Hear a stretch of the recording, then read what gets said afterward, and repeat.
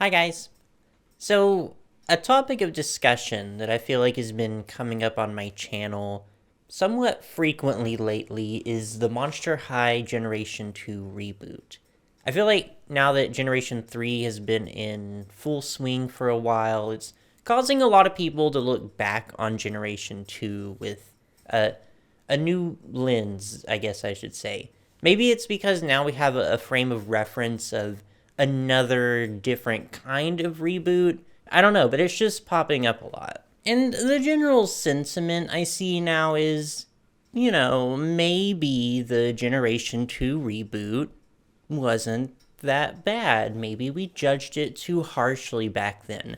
Maybe we were just so afraid of change that we never even gave it a chance and missed out on some good dolls because of it. Which is kind of a cycle you see pretty commonly, right? New thing comes out and people hate it because it's different. A few years later, there's a new thing, and suddenly everyone is like, oh, actually, the old new thing was better. Not as good as the old thing, of course, but better than what we have now. And I just thought it would make a fun video topic. Let's address this once and for all, right? Except not really, because this is a very subjective topic and it's really only my opinion. But that doesn't mean you shouldn't listen to it. A few months ago, or it might have been longer than that actually, I don't know, but I made a video over the 2015 Bratz reboot with basically the same premise. Was it that bad?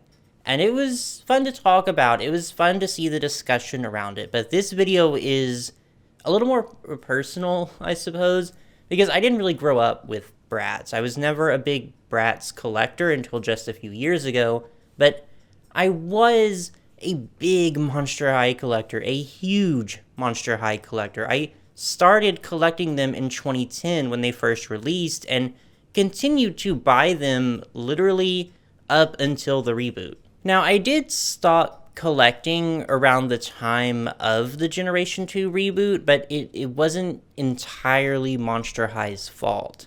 I was just in college at the time, and there was a lot of stuff going on in my life that kind of took priority over collecting.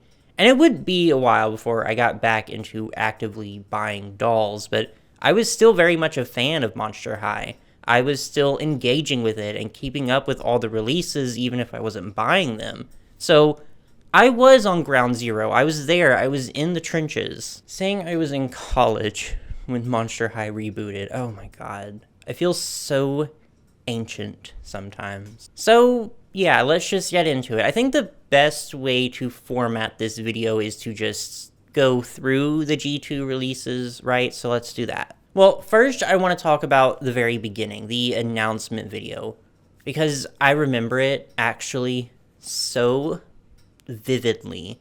I couldn't find the actual video. I'm sure it still exists out there somewhere, but the only frames that really matter are the ones that were like, you know the ones, new face. And I remember it so clearly because it was 2015. It was like a few days before the new year. I was at this big family gathering for the holidays, like out of town and everything.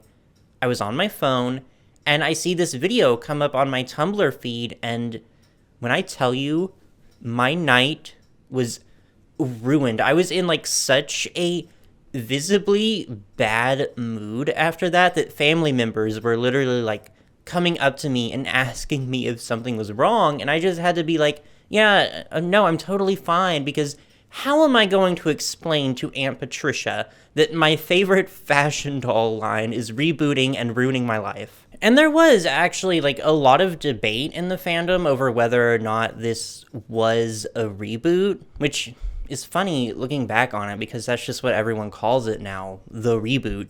But a lot of people were in denial. A lot of people were jumping ship, and generally the consensus was, in a word, overwhelmingly negative. Because I'll say, Monster High did need something. Sales were falling. The latest releases weren't exactly exciting. That much is a fact. It's reality.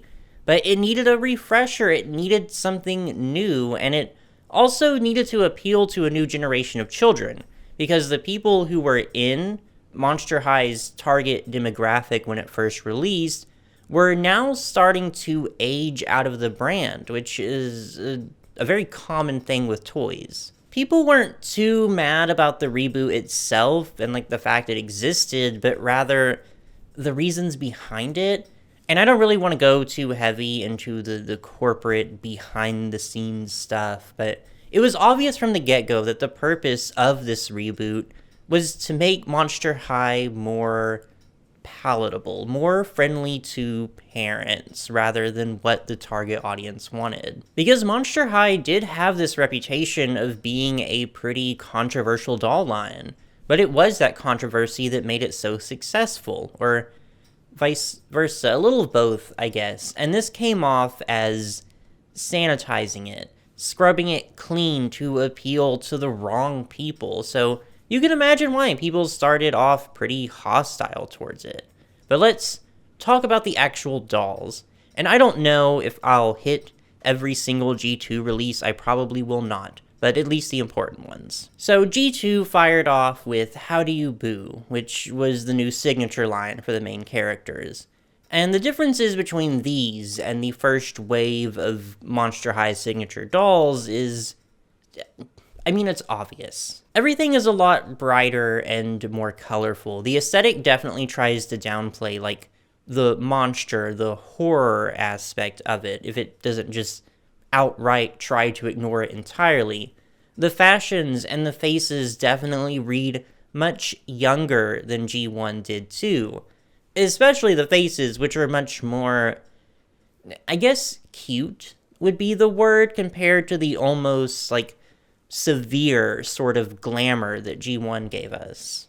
Which I think it needs to be said that I don't find any of the G2 face molds, like, ugly. They're not hideous at all. Some of them are pretty cute, but I just find the background and the reasoning behind them to be a little difficult to ignore, I guess. Like, with Frankie, I actually really like her new face. I think that sort of, wide, doe-eyed, innocent look suits Frankie's character a lot. And I like her outfit, too, actually. The quality, it does leave a little to be desired, but it's a cute design. I always liked when Frankie leaned into that sort of preppy schoolgirl aesthetic. And Laguna, too, obviously. Like, she's a fish. Her having big eyes really suits her.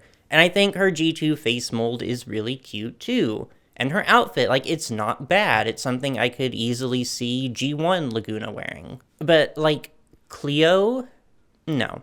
No, absolutely not. This sort of aesthetic just does not go with her character. Cleo is supposed to be sleek, glamorous royalty, and this just does not read that at all here.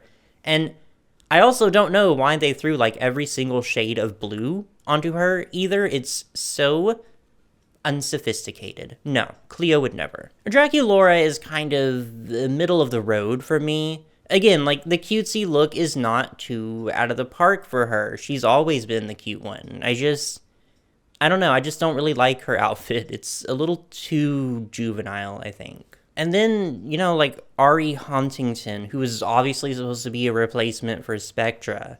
And I mean, do I really have to talk about Ari? She is such a nothing character. She's so incredibly forgettable. And she did get more dolls, but they all just kind of blend together for me. They're like the same level of blandly unimpressive. Definitely did not hold a candle to Spectra from G1, that's for sure. And then there came the budget cheerleader dolls, which I think are widely regarded as, like, the worst Monster High dolls ever made, which, I mean, fair, honestly. Even by the standards of budget dolls, these are not very great, because think about everything that is, appealing about Monster High. Fun fashions, articulation, strong theming, right? And this line has exactly 0 of those things. And the articulation thing is like, okay, so articulation isn't necessary for fashion dolls. I acknowledge that. And even G1 released some unarticulated dolls towards the end of its life cycle. But before that, even the lowest, cheapest, most budget of budget Monster High dolls had articulation. It was a big appeal. And G2 made it clear that articulation was no longer going to be a very consistent thing. So again, it came down to misunderstanding the audience. Also, these dolls are just lazy and poorly designed, and the fact that they were low cost doesn't absolve them of that. Children and low-income families deserve cool dolls too, so. Oh, and then Welcome to Monster High. I hope these are in order, because I don't really remember the exact release schedule, but I do know these came out a little bit after the signature line to line up with the new movie. Should I talk about the movies? I guess I should. I didn't like them. I think the animation style was nice and it aged really well. Like, visually, they're very good movies. But I did rewatch them recently, hoping to go in with, like, maybe a new perspective, and I just did not like them. They're both just very by-the-books children's movies, which, like, I know, it's so easy for me to sit here as a fully grown adult human and say, I don't like these movies made for children. But I do like a lot of shows and movies made for kids. Just not these. They were boring and predictable and forgettable. Anyways, the dolls. So I remember seeing pictures of this line for the first time and thinking, okay, maybe it's not all bad. There's some decent things happening here. And I think I stand by that. This is a pretty solid line. Like, Cleo looks really cute, I think. Although, again, the color scheme is so weird to me. But I like the dress. I like the idea of the dress. It's very Cleo. Laguna's really cute, kind of basic, but, you know, a cute slim box moment. Deuce is Deuce. It's not like he had a lot of huge standout G1 dolls, so it's fine. Ari Huntington continues to be there for some reason. Draculaura, probably one of her better G2 dolls. It's a fun party dress look. It's definitely not as aggressively colorful or as juvenile as her signature look, and it suits her character too. I feel the same way about Frankie. Not exceptional, not the greatest Frankie doll to ever exist, but for the purpose of this line, she's perfectly fine. I would say good. Even. I'm not enthusiastically in love with these, but there's a clear amount of effort put into giving the characters fun, personalized looks. Oh, I forgot about Claudine. Oh, she looks dreadful though, just awful. Can't win them all. There was another new character in this line too, Monica Decay, who's like the new villain. I actually have always really liked her design. I think looking at her now, I don't love the bright pink elements. They just seem kind of unnecessarily there for the sake of having some pink to be more marketable. But I do like her design. I like her doll. As far as G2 face molds go, I like that hers has like a little smirk. I think it gives her a lot of personality. I don't mind it. The Ghouls Beast Pet line, which not a whole lot to say about these. This is going to be a running theme, I think, with a lot of G2 lines. The general, like, price range went down as G2 was introduced, which I think could be a good thing or a bad thing depending on how you look at it. But it meant that most of the new lines now were just, well, very basic slim box dolls that are just kind of forgettable in the grand scheme of things. Yes, G1 gave us a lot of, like, printed mini dresses. Obviously it did, but they were not, like, the bulk of the stock like it was for G2. Anyways, they're like fine. Laguna's sweater dress is a really cute piece, actually. A Draculaura, on the other hand, looks so bad. That middle part, diabolical. And the dress, ugly. Like, this is an awful doll. Shriek Wrecked. This is a good line, and pretty widely remembered as one of the best G2 lines. But a funny story, this was designed and conceptualized during G1. But it's for that reason that this line in particular just stands out among a lot of other G2 dolls, or really like all of them, because it's a cool line. It has a very high concept theme and clever design choices, which are things that we really don't get with G2 very often. But yeah, a good line.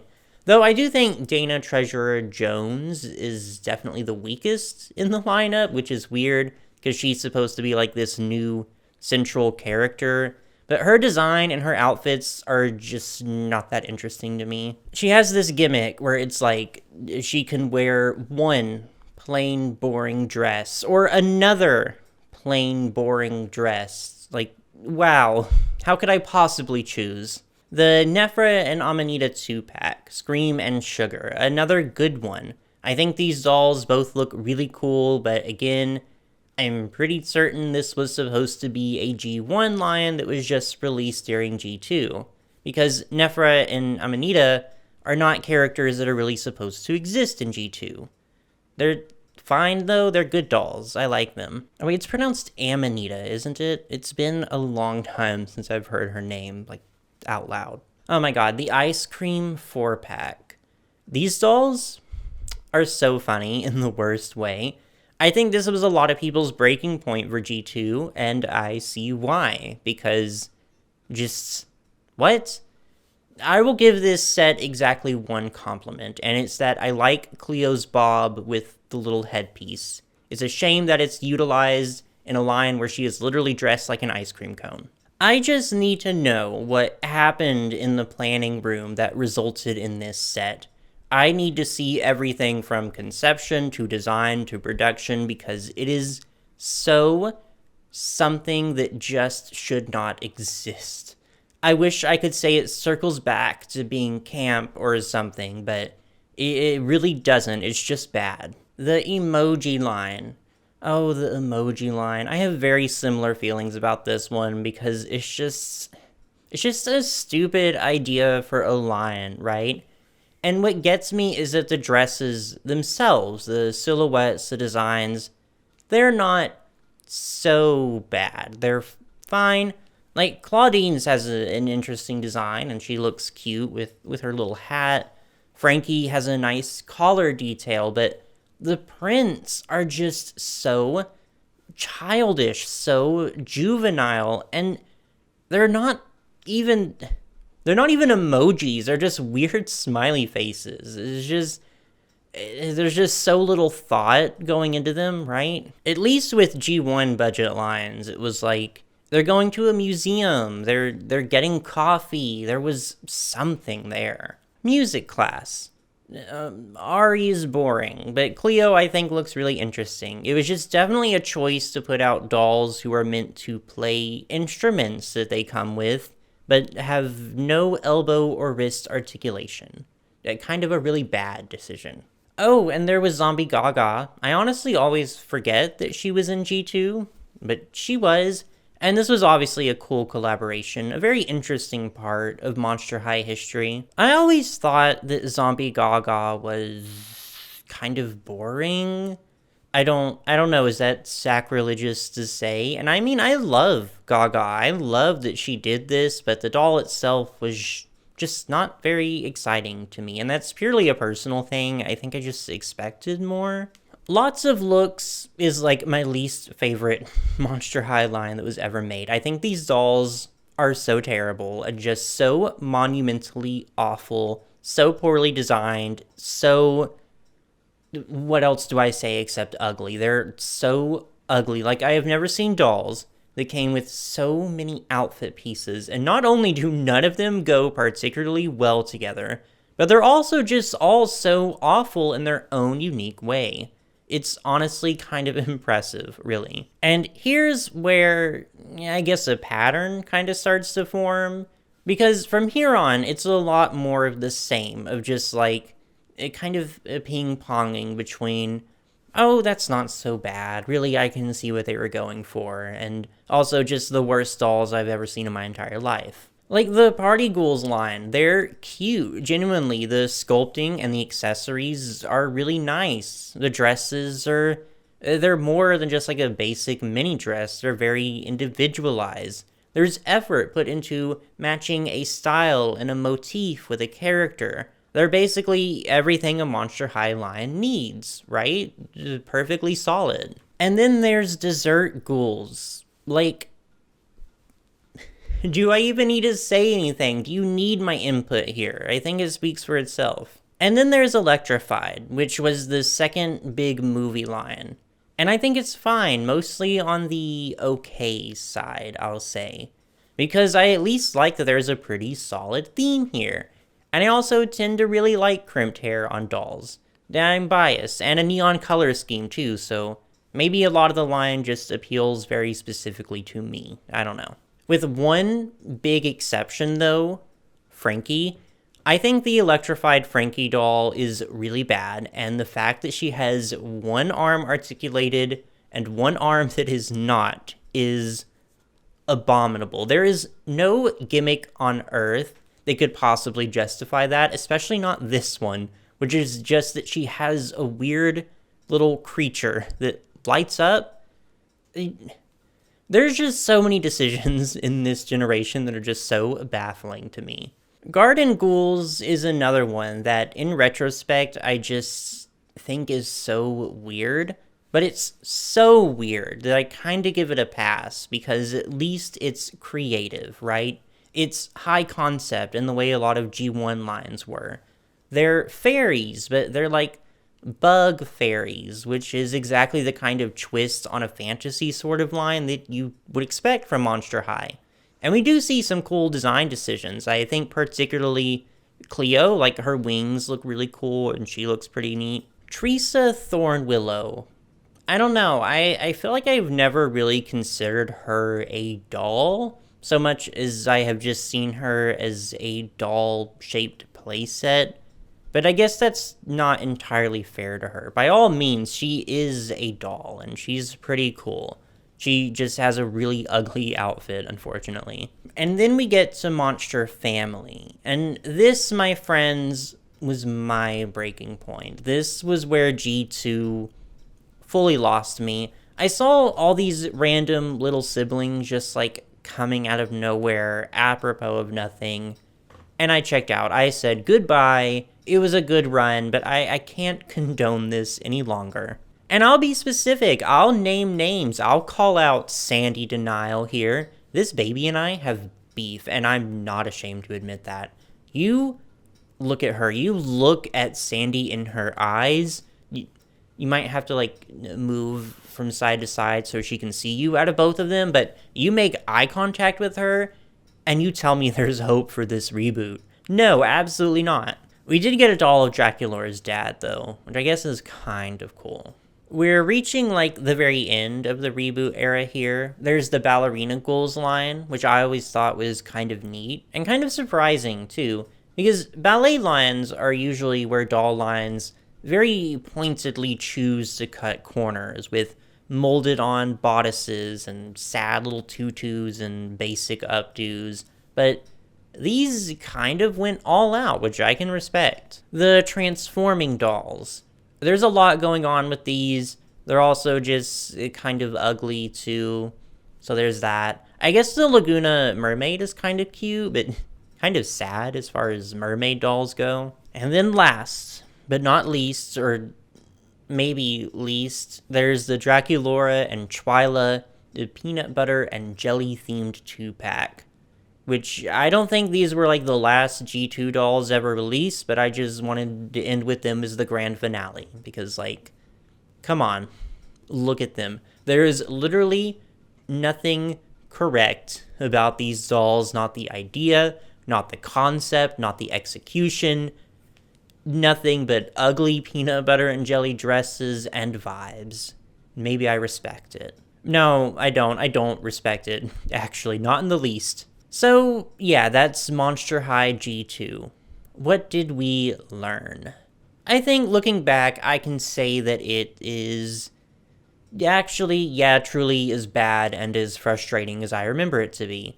And it's not that there was a lack of good ideas, or a lack of talent, or a lack of good dolls entirely. There were good dolls, plenty of them. But good in G2 means something entirely different from good in G1. Like, when a G1 Monster High doll is good, they're really good. They're striking and memorable and exciting. When a G2 Monster High doll is good, it's more like a very resigned, oh, yeah, she's not so bad, I guess. And it's just the fact that Mattel intentionally cut out so much of what made Monster High G1 so beloved and special. I would have been fine with them wanting to try something different and to pull the brand in a different direction in order to give it another chance on the market. Because that sort of thing is honestly just inevitable. It was gonna happen sooner or later. But the direction they chose to go was bad. It was unfaithful to the brand. It didn't respect its audience, and it wasted a lot of design talent on really boring, underutilized, forgettable concepts. And that's just that on that. But that is, of course, just my personal opinion. Maybe you disagree. Maybe you actually really liked Monster High G2.